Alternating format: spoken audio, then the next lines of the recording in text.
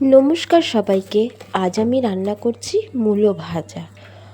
মূলো ভাজার জন্য কড়াইয়ে গরম জল দিয়ে একটু নুন দিয়ে নিলাম।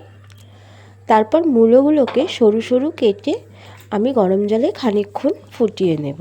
এটাকে মূলো ভাজা বা মূলো ঘন্ট যাই বলুন না কেন, খেতে কিন্তু দুর্দান্ত স্বাদের হয়। আমার তো আজ মনে হচ্ছিল শুধু এই মূলো ভাজাটা দিয়েই পুরো ভাত খেয়ে নিই।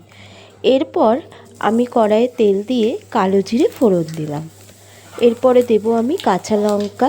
আর এই রান্নাটায় কিন্তু কোনো রকম মশলা ব্যবহার হয় না, শুধু নুন, হলুদ, কাঁচা লঙ্কা। হ্যাঁ, একটু মিষ্টির পরিমাণটা বেশি দিতে হয়, কারণ এই রান্নাটা একটু মিষ্টি মিষ্টি হয়।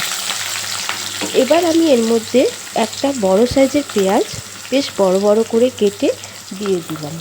পেঁয়াজটা যখন অল্প নরম হবে, এর মধ্যে দিয়ে দেবো একটা ছোট্ট আলু ছোট ছোট করে কেটে। আলুটা দেওয়ার কারণ হচ্ছে যাতে মূলো ভাজাটা একটু মাখো মাখো হয়। এমনিতে তো মূলোতে কোনো মাখো মাখো হওয়ার ব্যাপার নেই, তাই আলুটা দিয়েই আমি ওটা কাজ সারলাম। দিয়ে দেবো এবার আলু।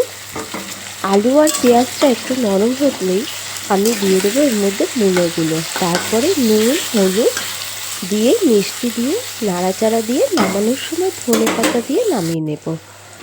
আপনারা আমার ভিডিও দেখছেন তার জন্য অনেক ধন্যবাদ। জানাবেন আমার ভিডিওগুলো কীরকম লাগছে। আজকে আমার রান্নাতে ছিল মূলো ঘন্ট, মাছের ঝোল আর কচুরমুখির ঝোল। কচুরমুখির ঝোলের রেসিপি কিন্তু আমি কাল দেব।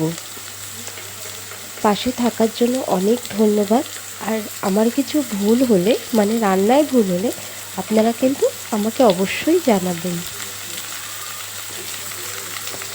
দেখুন, নুন, হলুদ, চিনি দিয়ে এবার মূলোটা আমি ঢেকে দেব।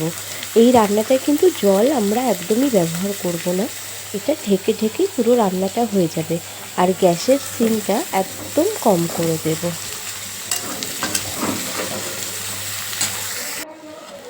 ব্যাস, হয়ে গেল। হ্যাঁ, আপনারা কিন্তু এর মধ্যে বড়ি ভেজেও দিতে পারেন। আমি দিইনি, কারণ পেঁয়াজ দিয়েছিলাম, তার জন্য আর দিইনি। এবার দিয়ে দিলাম ধনেপাতা।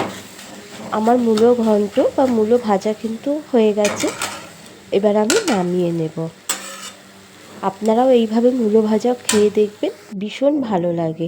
আমরা তো মূলোর ডাল, শোল মূলো এসব তো খেয়েই থাকি, কিন্তু এই মূলো ভাজাটা খেয়ে দেখবেন, খুব ভালো লাগে।